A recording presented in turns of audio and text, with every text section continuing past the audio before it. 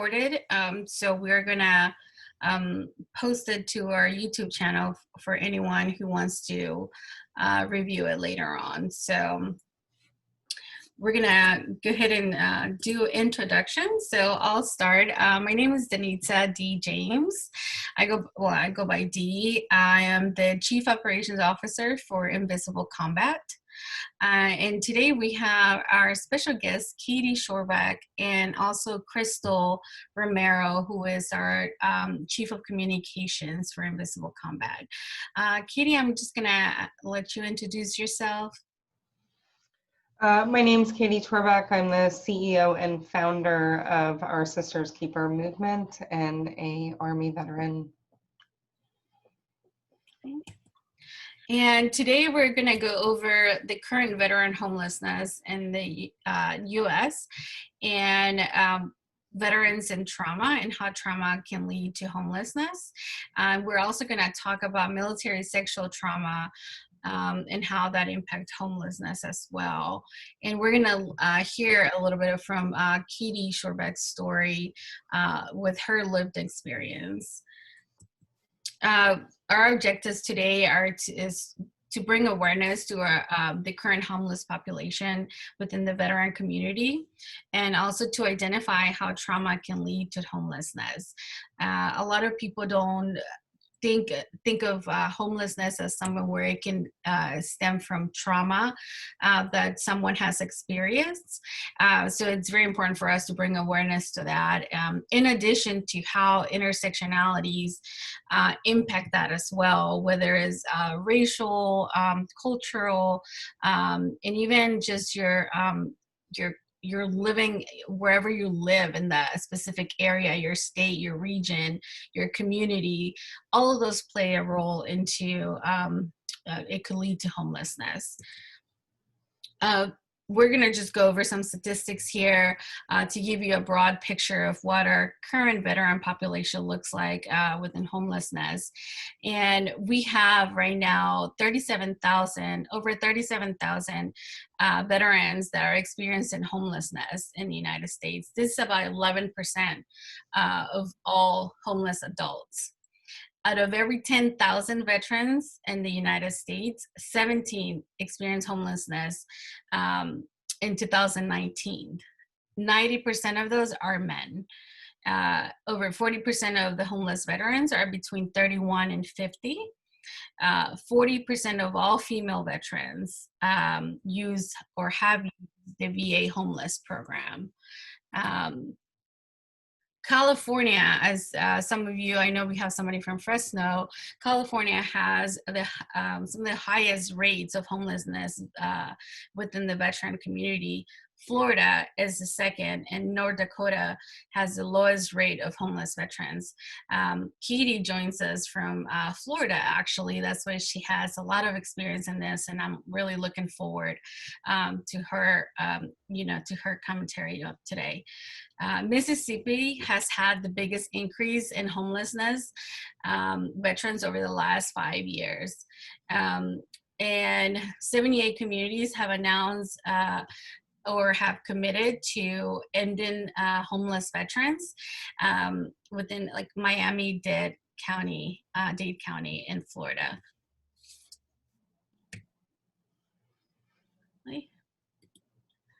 I hope you can see this picture here. It just kind of gives you a little bit more of the numbers, and just so you guys are aware, we can share these slides with you so that you can review them later in more detail. But it just gives you the number between sheltered homeless and unsheltered homeless veterans, which is sheltered homeless is either they're living in transitional housing, or they may have access to homeless shelters, and some of course the unsheltered are those living in the streets, whether it's in tent or under the bridge, or just at a park or something like that.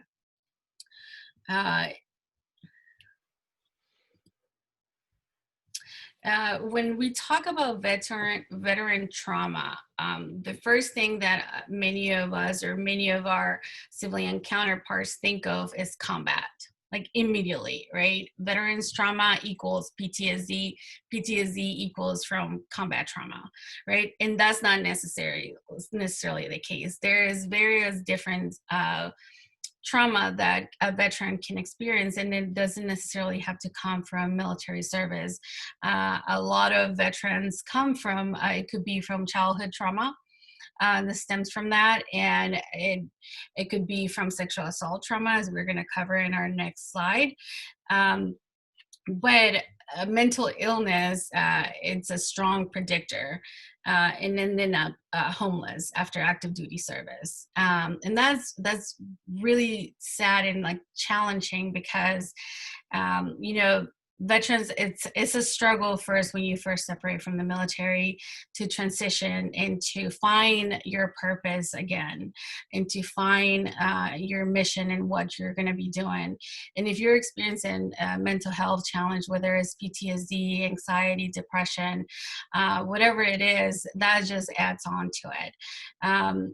PTSD is the leading mental health disorder among veterans, which leads to isolation, substance abuse, unemployment, divorce, which all of those can lead to homelessness. Um, I have seen cases within months, you know, they are in the streets from being out of the army, having a successful career, being a successful service member, to now being completely homelessness just because they experienced such a terrible transition, and they had, you know, such like mental health issues that they could not navigate their care, to access care and resources to be able to overcome these challenges.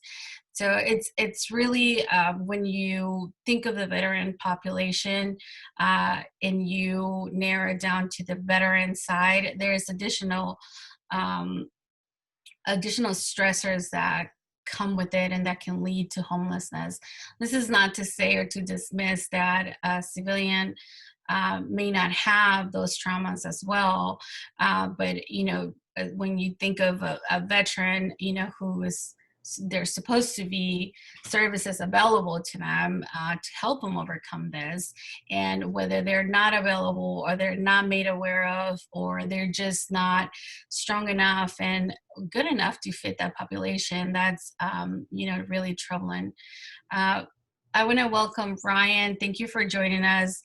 Just so that you're aware, I know you joined us a little bit late, but we are going to be sharing this recording and the slides so that you can catch up on what we cover initially during the first couple of slides.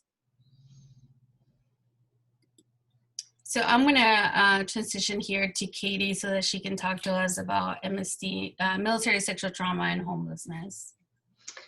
So for a long time, nobody really recognized that there was a direct correlation between MST and homelessness. And what happened was the Department of Labor did a study, and they were the ones that connected the two. So I've always thought that it was fascinating that it wasn't the VA or the DoD that did this study that found the correlation. It was the Department of Labor, which is run by civilians. But according to the VA, approximately 20% of women veterans of OEF and OIF have been diagnosed with post-traumatic stress disorder. And that is not only combat related, that's MST related. So when people think of OEF and OIF vets, they only think of combat. But if you look at the statistics of the last report that came out in 2019, there's been an 8% increase over the last 6 years for MST in the active duty military. So when that increases so dramatically year after year after year, we're talking about a very large populace of active duty that is now being diagnosed with PTSD. Women who experience MST are 9 times more likely to have PTSD. 74% of homeless women veterans screen positive for PTSD. And that statistic comes directly from the VA when they do the initial screening into the homeless, any homeless program that you go through at the VA. They screen you immediately for MST and PTSD. Development of PTSD claim due to MST is the longer process. And so this is something that we were talking before we started this meeting about intersectionality. So when we're talking about a claims process, right, most people don't realize how long of a process that is. For some of the women that Dee and Crystal and I probably know, it's been 15 or 20 years. So if you can't like fully develop a claim to become 100% disabled, and you get like 70%, right? So 70% right now is 1444 in my area of Jacksonville. And that is not something that you can live on, pay rent, get food, electric, things of that nature. So when we have a longer process for MST claims, it makes people fall below the poverty line and then end up homeless rather quickly. So that's something that we need to work on with the VA, actually. One of the bigger issues is that the OIG of the VA came out and said that there was discriminatory practices for the last 15 years over MST claims. So now a lot of these claims have to be refiled, and then you're looking at another 18 months, and who can afford to pay bills with nothing for 18 months? So it leads to homelessness, right? Like I said, there's a direct correlation made by the Department of Labor. It's a really good study. It's really long. It's well worth the read if you're into stuff like this, but I've always just found it super fascinating that it was not a veteran organization, nothing to do with the military. It was a complete different federal agency that was able to connect the dots there. And approximately 12% of men who reported MST were homeless at some point within 5 years after seeking VA care, compared with approximately 9% of women who reported MST. So one of the main things that people don't know, and it's not on these slides, is that once you end up homeless, right? Like you end up on the street, you have nothing, you have zero money. The statistics are it takes 6 years to become stable. So that's a long time on the street, and there's a lot of studies done by the National Institute of Health, by the Department of Labor, by the VA, that it is cheaper for society to house homelessness than to let them live on the streets. So that's pretty interesting too.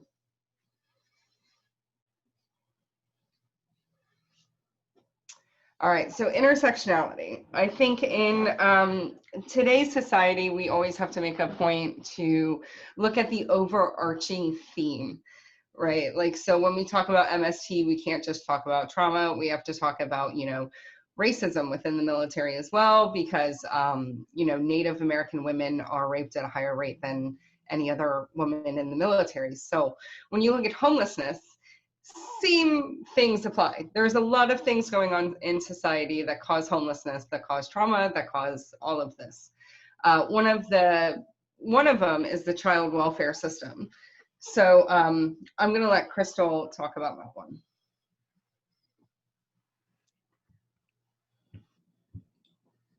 Well, good evening, everybody.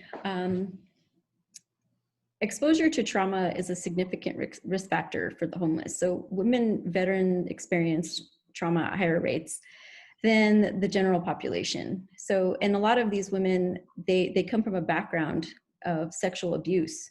So 27 to 49% of women veterans have experienced childhood sexual abuse. And 35% of women veterans experience childhood physical abuse. As adults, 24 to 49% of women veterans have experienced sexual assault. So when you go into the child welfare aspect of this puts children at risk, because if their mother is homeless, if their mother's a homeless veteran, well, guess what? That also in turn means that they're homeless. So it puts children at risk. It puts children in hazardous environments. It puts them in jeopardy. A lot of times, women veterans that are homeless lose their children to the child welfare system. So the children go into foster care. And in foster care, as as we know, children can either have a good experience or a bad experience. And the percentages there are higher on the bad experience side. A lot of children that go into foster homes at a young age do experience sexual trauma. Now, how they're mitigating that situation, that's going to be kind of on social services, but for the most part, they're trying to keep military families together. So keep assistance programs so that military women can keep their children. And as Katie said, it takes 6 years to get back on their feet. So if they're not able to find housing or any sort of financial assistance, that's when losing their children comes into effect.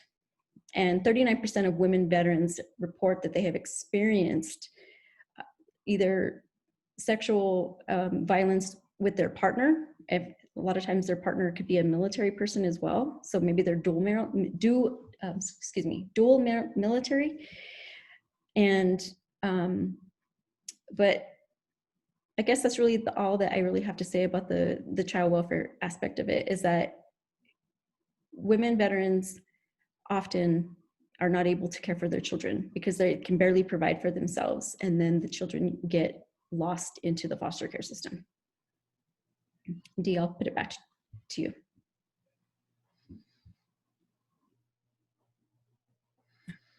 So I just want to touch on the military system and how recruitment, plays a role into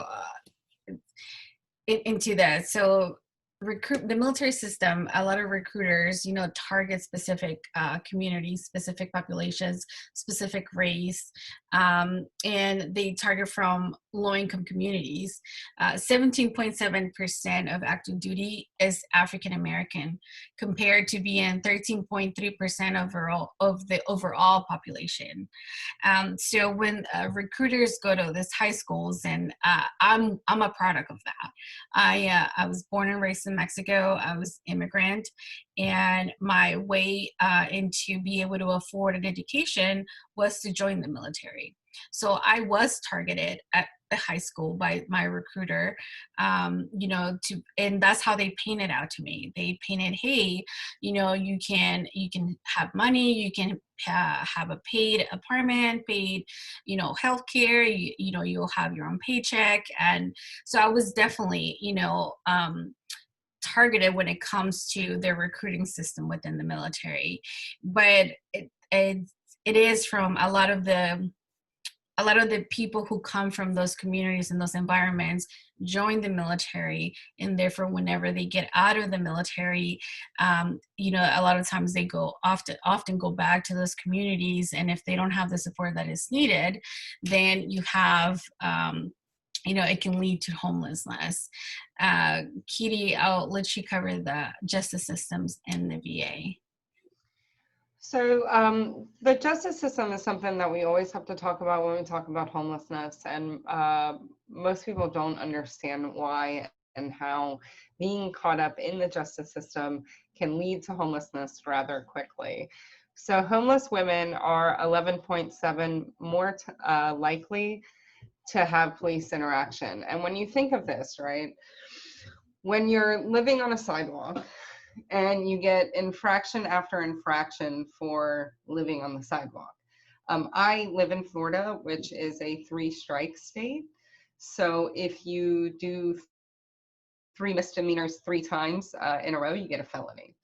Once you get a felony, you're not allowed to live in HUD housing or any sort of federal government housing with a felony. You also are not going to be able to get a job. At least in my state. My state is not felon friendly. So when you can't get a job, you can't get housing, and you can't get any sort of government assistance with a felony, you end up homeless, right? And then when we're talking about the justice system, we have to talk about systemic racism within our system, so that you can see, like on the right of your screen, that veterans of color are more likely to become homeless. And so when we're looking at a system where African Americans are 6 times more likely to be arrested and 2 times for Hispanic women rather than white women, And then you have this growing population of incarcerated women and incarcerated veteran women specifically. You know, that's how, you know, people don't talk about the fact that women with women with children are the fastest growing populace of homeless in this country right now. And this is one of the reasons, is incarceration, felonies, not being able to get a job. And one of the other intersectional issues is the VA itself. Okay, so the VA was built for men. And you can tell that by its motto, because even in 2021, we can't get the motto to include both genders. So a lot of the programs that are built at the VA were built for men. So trying to get women into these programs are a little bit more difficult. And when you get into rural communities, they lack you know, programming altogether for some women. I know in Alabama, a woman ran into a problem where they didn't know what MST was, like military sexual trauma. And this is the VA who coined the term. So that's problematic in and of itself. So that's why the last statistics of 3.6% of women veterans have zero access to programs geared specifically for women. It's all intersectional when you look at homelessness, because when you have a rural community that doesn't have the programming for women specifically, and they have housing for men, there's, you know, it becomes a problem. Kind of like, I'll give a local example of this. Here in Jacksonville, we got federal funding for, you know, homeless veterans. Every year we get millions and millions and millions of dollars because we're such a large metropolis. It was to specifically build 36 rooms for permanent housing in something called the Liberty House, right, downtown. Out of the 36 rooms, 7 were supposed to be for women specifically. Today, 3 are for women. They converted the rest for men because they said, well, we couldn't find anyone to fill them. Well, that's not what the funding was for. It was for women specifically. So when you have this gap of, well, we don't think they need it, and we do, you know, we're getting into this like slippery slope of, you know, women don't get anything. But yeah, no, those are the intersectional. I see the question. Has the creation of veterans treatment courts had any type of positive impact on the justice? Funny enough, so We were just talking about that. Yep. We were actually just talking about this. I have been arrested twice in the last like 5 years, like 6 years max, right? I committed a felony without knowing I committed a felony. It happens. And I went through the Veterans Treatment Court here in Jacksonville, Florida, and the charges were dropped. So it is an excellent question. Here's the problem. The Veterans Treatment Court, amazing system, great programming. A lot of people don't know it exists. The only reason that I knew it exists is because I'm so involved here locally in my veteran community. But when I got to the jail, nobody asked me if I was a veteran. I mentioned it because I have PTSD and I knew I was getting bailed out because my dad beat me to the jail. So they like didn't put me in a jail cell, but everyday person walking into Duval County, St. Johns County here in Florida, they don't know it exists. In larger cities, I mean, it's the dissemination of information, and education is a huge proponent and proportion of this that has to be done. I would think that it has improved, yes, because it has taken felonies off of people's record and cleared their names. But without that educational piece of people knowing what cities have it and where, like, what it is, what you have to do, because it's a year-long program. That's the fall short part, is dissemination of information. Absolutely. And you know, another thing that women veterans struggle with is substance abuse issues. 32% of homeless women veterans suffer from substance abuse. 45% of them have shown to have anxiety. 57% have health-related issues, and 72% report being diagnosed with depression at some point in their lives. And obviously, if you're homeless, I would imagine that that would contribute to your depression. And 74% of them have screened for PTSD. So throw all that in the mix, and and it's like, how do you rebuild from that? What resources are available? Like Katie was saying, a lot of these veterans don't know that the Veterans Court exists. I was unaware of it until I met Katie, and she introduced me to the Women's Veterans Coalition folks who I've been able, again, being involved is how I've learned about all these programs. I yield back. I think the substance abuse thing is something like huge to touch on within the veteran community, especially with the PTSD and mental health and mental illness issues. Because like you said, like I'd be depressed if I was on the streets. Like if I was homeless, I would probably drink every day. You know what I'm saying? Like that's a rough life to live. But with PTSD, alcoholism and drug addiction like exacerbates the problem. Same with schizophrenia and paranoia. When you throw in substance abuse on top of it, like getting help is like even harder, because now you have to get sober, and you have to get housing, and you have to get a job. And like that is a pretty big feat in and of itself. I just want to, Bobby mentioned that she's part of their goal in Arizona is to have the veteran status question as a requirement of every judge in our system. That's amazing. That's amazing because that will hopefully trigger that paper, right, to go to the veteran treatment court person and start those resources. And before we started this webinar, we were talking about how the lack of information and communication, plays a role in how these veterans, things just like spiral out of control, right? And not just that, it's different by every town or city or court or how that program is ran. I know talking with our CEO,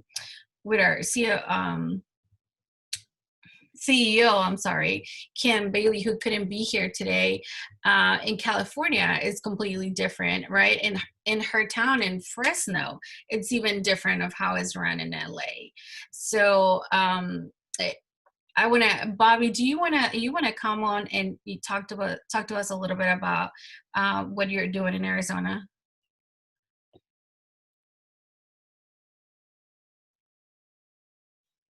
Oh, you're muted, I think. Can you hear me? Yeah. Great. The reason I asked is we are just now starting a veterans treatment court in the West Valley in the Phoenix area. And as we are designing the program, these are issues that are coming up with us as far as what are the right questions to ask? How do we make that contact with the veterans so they know these services are available? One of the things we're discovering is throughout the Phoenix Metroplex, there are lots and lots of services available. Unfortunately, the people who need those services are not even aware that they exist. So part of our goal through our mentorship program with the treatment court is to educate our mentors and to educate our judges as to what facilities, what services, what resources are available that we can assist with. The other thing that we're working on right now is, you talk about homelessness. We had an issue a couple of years ago. We actually had temporary housing for homeless female veterans. However, because of the complexity of the homeless issues for women veterans, we determined that they needed to stay longer than the 90 days that currently people are allowed to stay, men are allowed to stay in transitional housing. And as a result, they determined it was a violation of the Fair Housing Act and shut it down. So we are working through our legislators to change and amend the Fair Housing Act so that it recognizes and acknowledges that the needs of women veterans, or not just women veterans, but women in general that are in a homeless status are very different than men, and that you can't have a one size answer for everybody. So Bobby, I think one of the good things is, since you're trying to build a veterans court, right? There's some really good examples of like cities that do great at it. Like I live in Jacksonville, Florida. We were one of the first ones to do it in the country. Ours has been kind of perfected over the last 10 years because we've had ours for a while now. So I would love to talk to you offline because I'm involved. I'm a mentor at it because I went through it, and then you have to be conviction free for 2 years before you can become a mentor here. So I'd love to help you with that. That is something that I think is a great program that needs to be spread. But I think Ryan brought up a really good point. It really is at the public defender level, right? So in Jacksonville here in Duval County, our public defender's office has a veteran in it at all times who is given to veteran cases. And trying to perfect those questions took time because a lot of women veterans don't recognize their service. A lot of non-combat veterans don't recognize their service. A lot of veterans that serve during peacetime don't recognize their service.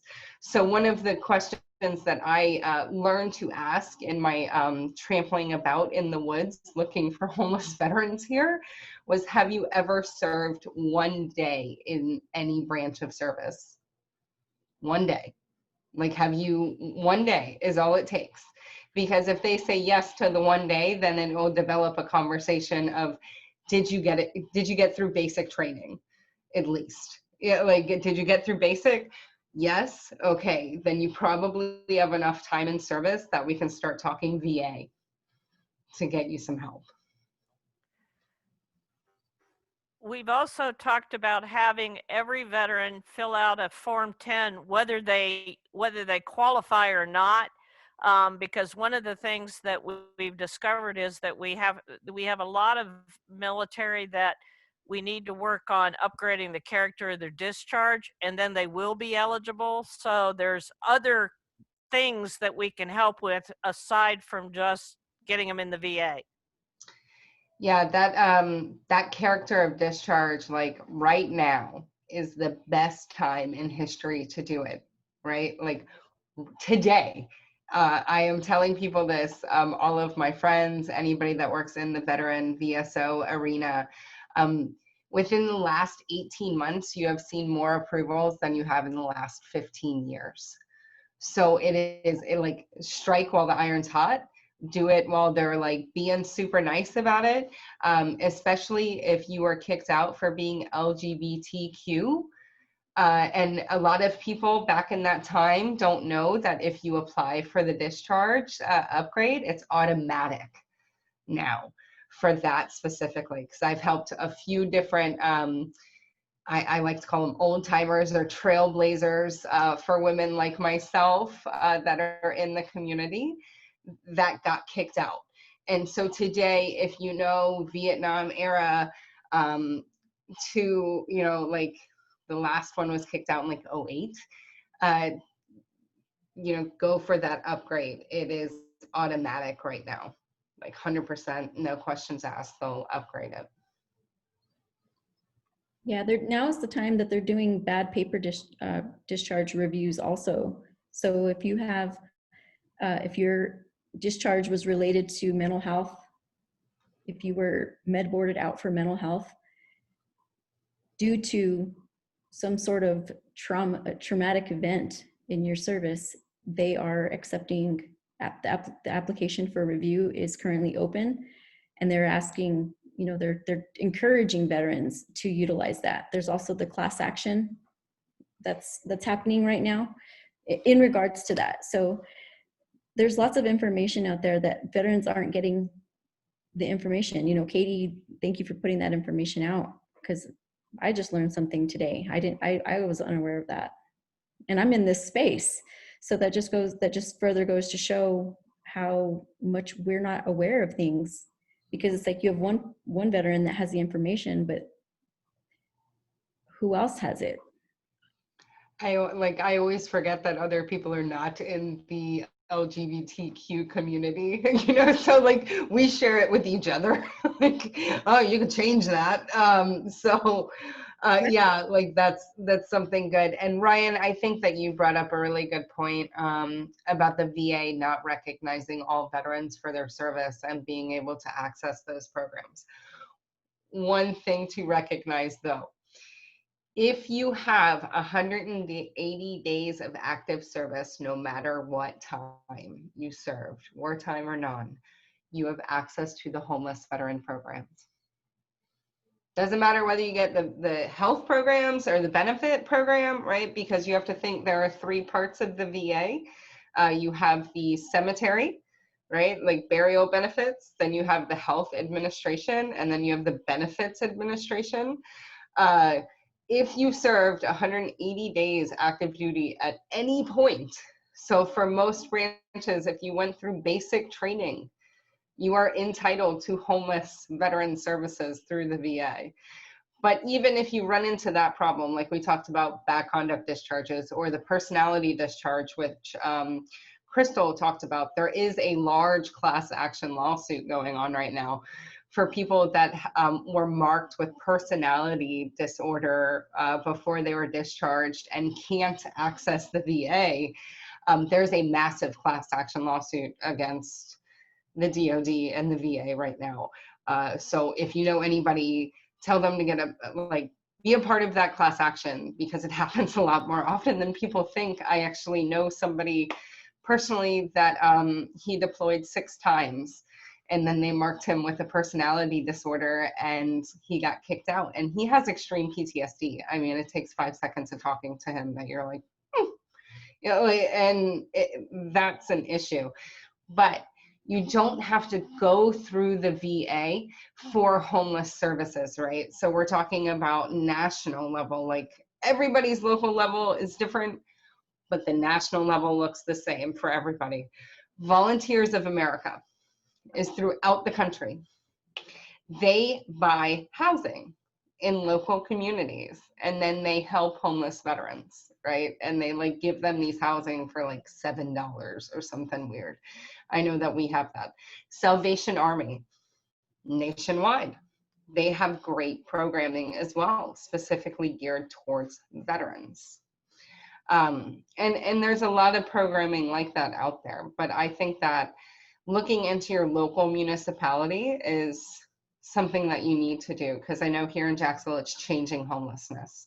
That's the entity here that gets all of the federal funding, and then they disseminate it to other smaller nonprofits in our area. So it's finding out that flow of money and figuring out, is that a good flow of money? Is it not?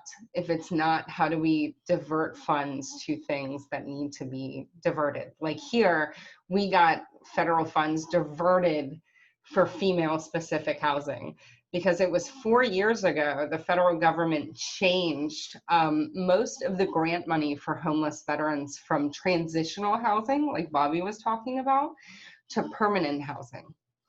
So a lot of the grant funding changed on a federal level. So now they're not working towards the transitional housing. They're going towards a housing first initiative nationwide with federal funding.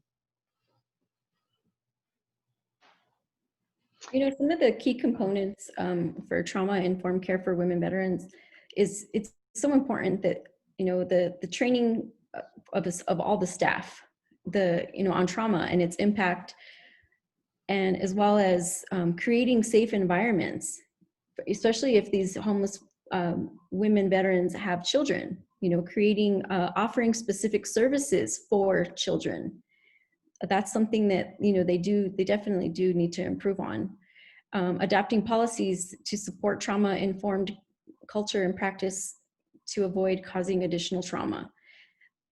When you're out on the street, you know, it's like we were talking earlier about having depression and having all these, you know, you've got all this stress added onto you, and now you've got to deal with the fact that now you've got, you know, now you're trying to care for your kids, and just having those mental health services and services available for children is just, it's huge.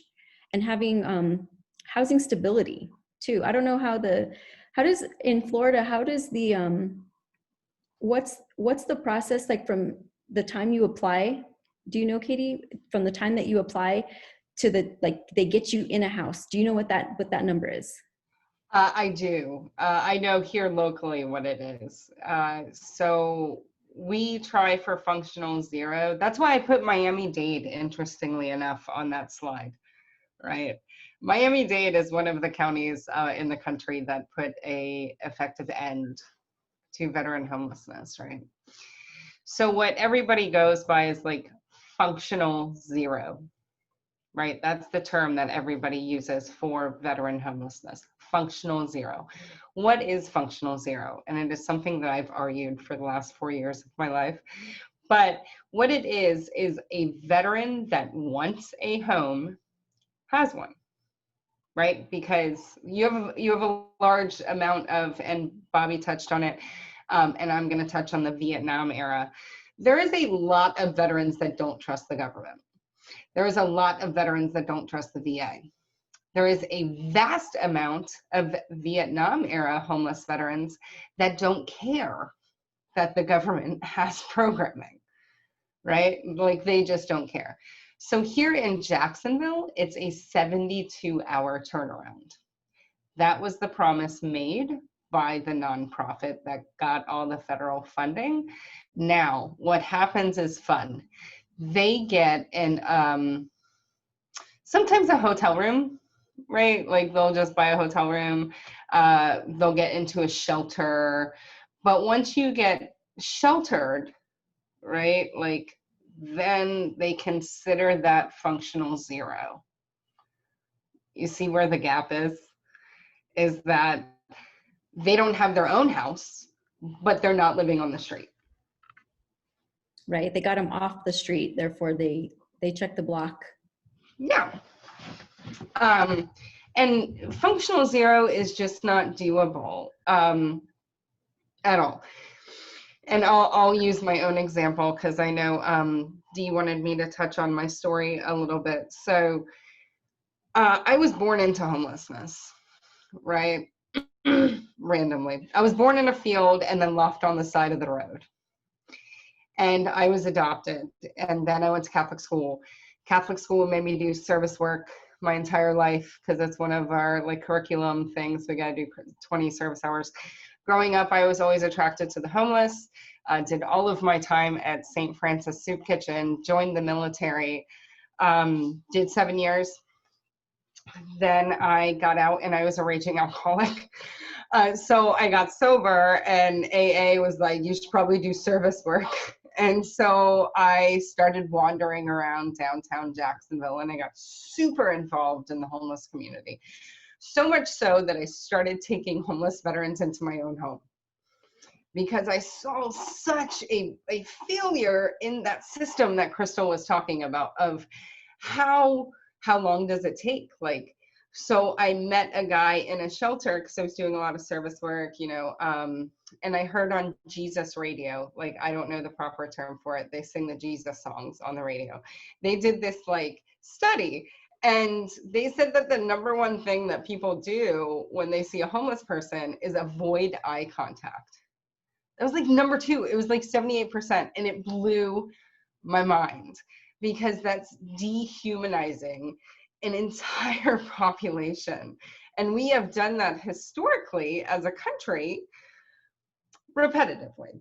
So doing it again is just, you know, I'm not here for it. So I started taking in homeless veterans to my own home, and I was finding them jobs, and then I would find them an apartment. And the city, of all people, came to me and said I could not do that anymore. Right. And so Dee and Crystal know me personally.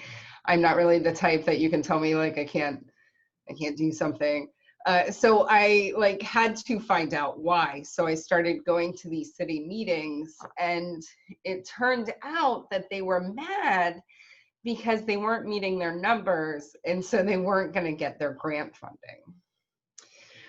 So it became this weird argument with me in the city of, I'm actually solving the social issue and you're not, right? So like I owned the property, so they couldn't tell me no. So I continued to do it. And weirdly enough, I started winning national awards for it. And it was like super strange because I thought everybody should do, you know, the right and moral thing. And getting awarded for that is kind of strange, to be completely honest. So it's narrowing down that process of what do homeless veterans need, right? So Miami-Dade, they solved homelessness through something called the Homeless Veteran Stand Down. And it's the brainchild of 2 Vietnam veterans out in San Diego. Phenomenal program. It's a 3-day program. If you're a combat vet, you know that you go on lockdown before you go. You got to do, you know, your will, mental health, medical, dental, immunizations, and like all of this stuff. Same basic premise, that you rent a fairground style land, you get all of the homeless veterans in one area, you give them mental health, you get them jobs, you get them housing. And how do you do this? You involve the community. So a few years ago, Miami-Dade's was so successful that 236 homeless veterans showed up on a Friday, and on Sunday, they left with jobs and homes because the community pitched in. The community had raised $236,000 throughout the year to do this event. So like it's getting the community involved.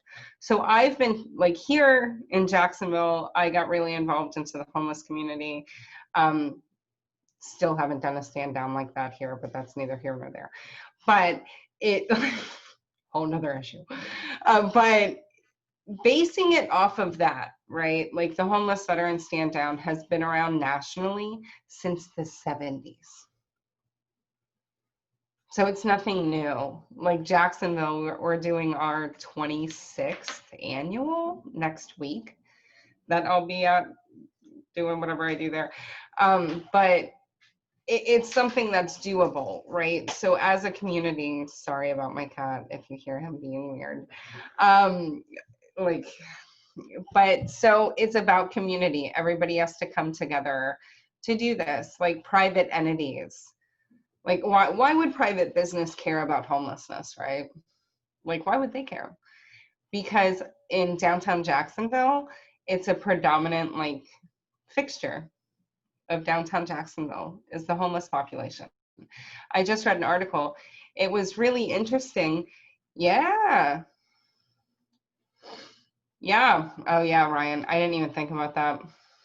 COVID restrictions are like tight right now too for homeless veteran stand downs.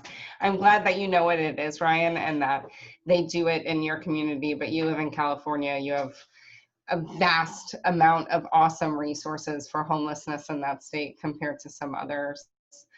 And that's cool too, Bobby, that y'all do one.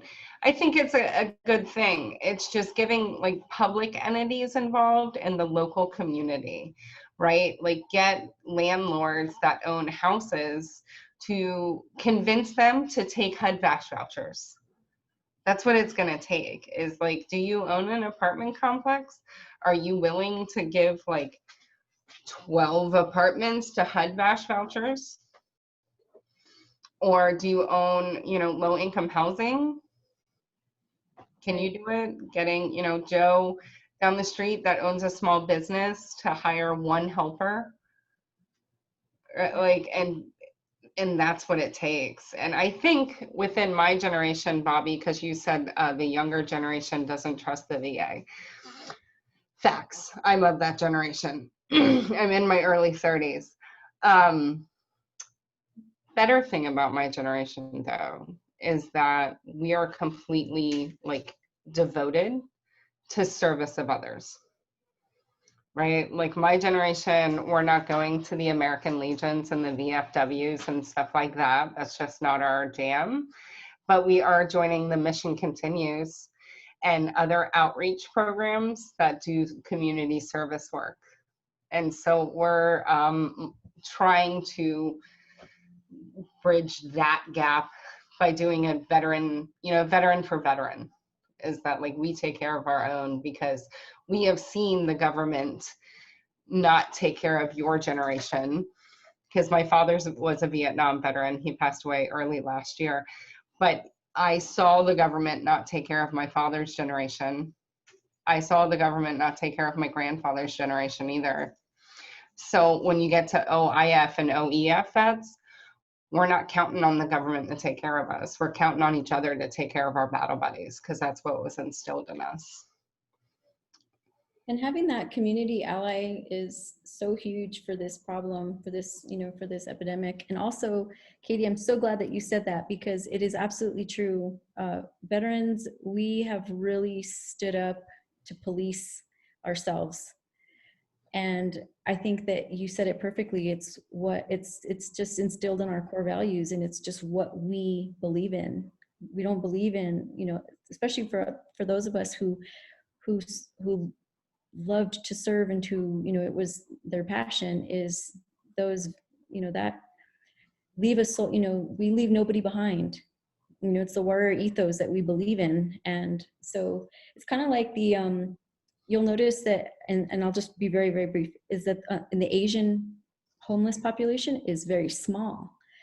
Why? Jewish. There are 0 Jewish homeless members in this country ever.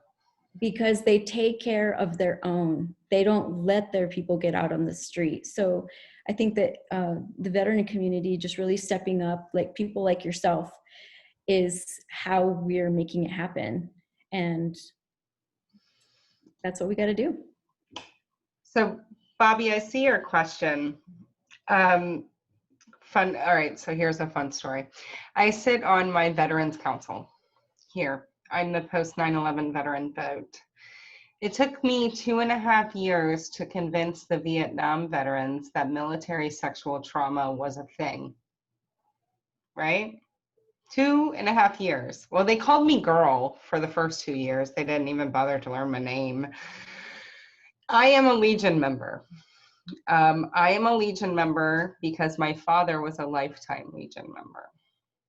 So we have had a lot of talks, right, within our Veterans Council here in Duval County, because the Vietnam Veterans of America have slated to get rid of all of their assets within 10 years. So there has been a lot of discussion among, at the local level at least, of how do younger veterans come around to the VFW? How do we come around to the American Legion? How do we come around to the DAV and the AMVETS and all of these huge groups that have a large amount of lobbying power that we don't have, right?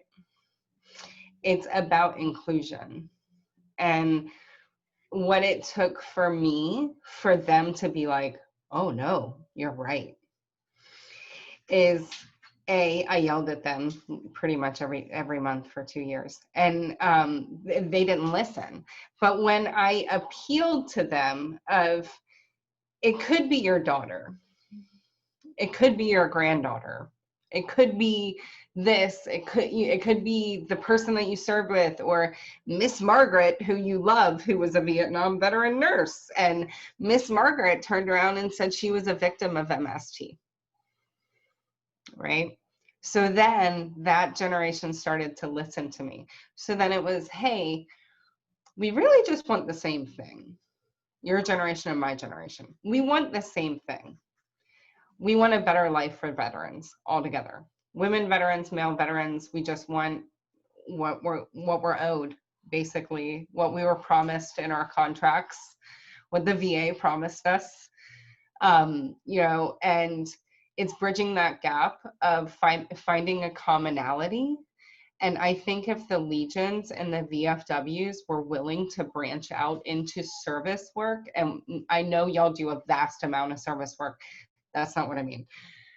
Community service work, like going out into the bigger, larger community, not the veteran community, but the larger community, and doing some sort of service project. Like, I know the mission continues. We did stuff at schools. We do a community garden. We built a gazebo at the boys' home. We built a biodiversity garden at a underprivileged elementary school. And it's things like that. That's what interests my generation, is that I don't drink. Like I said, I got sober and started hanging out with homeless people. I don't want to go to the Legion and talk about war stories and drink. It's just not us. And if you think of like my generation, we have families. Like we're like new parents, we're newly married. So like going out to the bar and drinking quarter beers, albeit sounds great, like, not doable right now, with like families, with school, with all of this. So I've been trying to bridge that gap on a local level and on a national level. I'm trying to get the VVA involved in some military sexual trauma legislation, because the Vietnam vets have the best lobbying power of the top 6 veteran groups in the country. So trying to bridge that gap is important on a myriad of different issues, especially since their motto is we never leaving another generation behind. Yeah, So. I just want to touch on, because I'm seeing Ryan's, you know, comments and Bobby's, and it is important to know that not all of the BFWs and all of the American Legions are the same everywhere. Here in Richmond, Virginia, we have a BFW that actually works in coordination with the Mission Continues and with Wounded Warrior Project.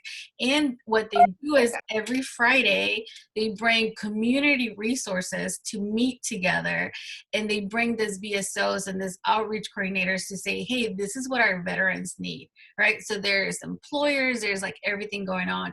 And I think like Bobby is saying, like it is changing in places, and it's gonna, just how we are looking at our military to have this cultural change on how they address military sexual trauma, right, is going to take a cultural change from the American Legions, from the BFWs, and it's going to take us, this generation, because I'm not early 30s, I'm 39, but this generation to make the connection and say, hey, how about this? Or maybe get involved into that chapter and bring change from within, right? And start bringing in those younger generation warriors to say, hey, we're doing new programs, right? But you do, and I have experience, so you do have those very,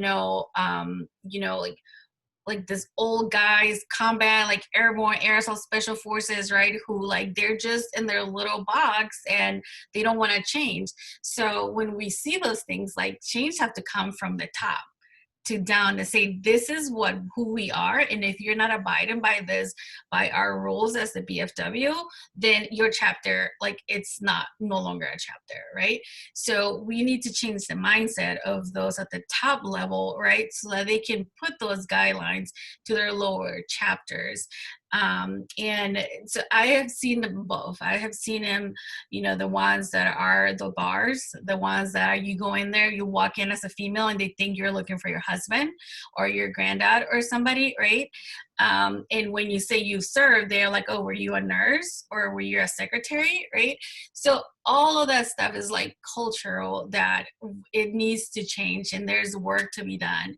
And just like how there's work to be done and community engagement is much needed to end homelessness, there's community engagement needed to change those organizations that are so critical to supporting our veterans, right? And Crystal mentioned it earlier when it comes to trauma informed. People think that trauma informed is only for mental health providers, doctors, first responders.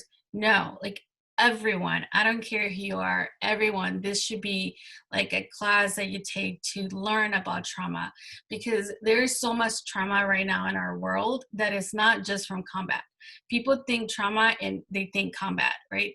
No, there is trauma being had right now from COVID, from a pandemic, from the laws that is happening all around us, right? So trauma has changed, like definition of trauma has changed, and so we should change in how we look at it and how we address it and how we live our daily lives. I think just trauma informed behavior is like so much needed from all of us. And I'm a Army veteran. I didn't say this at the beginning, but my husband is an Army veteran too. He served 29 years. And I have family that's currently in the military. And when they see it is like they put this, you serve, you must have PTSD, you must have, flashbacks, and you must like not be made angry, right? Because you'll lose it. But that's not the case. And so we need to, work together. And the fact that you're here today at this webinar, that we went 7 minutes over our time, just shows that you're looking to be engaged and be part of that change. So I truly commend you all for that. We did record this webinar just because we had some registrants that may have not been able to catch it today for whatever reason, but we'll be posting it to our YouTube channel without the video. We'll probably just post the audio for it if somebody wants to go back and listen to it or share it. And as well, if you want a copy of the slides, we can go ahead and share that with you as well. I know we're over time, but if anyone has any last comments or questions, I want to open the floor. So I noticed that Bobby said that she was Army too. So are all of you part of the Women Army Corps? No? Bobby, are you a part of the Women Army Corps? I was not. I am not a Vietnam era veteran. No. So there's a national, I bring this up for a reason, because there's a national organization, the Women Army Corps. Oh, okay. That's been around since the Vietnam era, and they're dying. Like the organization is dying, and it's the longest known women veteran organization in the country. So if the three of you, Dee, Crystal, and Bobby, and anybody else that you know was in the Army, I'm trying to bolster support so that this does not go away, because it stems all the way back to World War II. I know we still have 3 living World War II women in our chapter 56. And so I don't want that organization to die out, since it is one of the longest running for women in the Army. So I just wanted to briefly mention that before we got off. It's super important. Katie, we do have a Women's Army Corps chapter here in the West Phoenix area. I don't know how many ladies are in that group. I've been asked to join it, but I have too many things on my plate right now and have just been putting them off. But they're a great bunch of gals. I know some of them, but I just don't make the time to do it. Yeah, and so I think nationwide, I think it's down to under 50 chapters. Is it? Okay. Yeah, and so it's Yeah. like really dwindling. It was brought up in the last meeting because we lost 2 of our World War II vets to COVID within the last Oh, year. wow. So Okay. yeah, they were in nursing homes and for Yes. Yeah. optional. Mhm. So yeah. So Okay. Look for one in my area, Katie. I'll look for one yeah, in my it's called the Women Army Corps. It's WACC is really what it is. But yeah, I mean they've been going for forever, and I don't want them to die. Yes. Yeah. I know there are a number of ladies there that meet, every so often. So I will tell them they were talked about. What would their website be? The Women Army Corps. I would look it up like that. Yeah. National organization. I'd probably Google that, throw Google Yeah, on there. because it brings I'm me sure if you look up Women Army Corps, it's going to bring up the Women of the WAC, which is World War II when it was started. Right. Put in. Okay. Well, thank you everyone for being here again. Thank you. Yeah, and Thank thank you you all. for all the work you guys are doing in Arizona and in California and everywhere.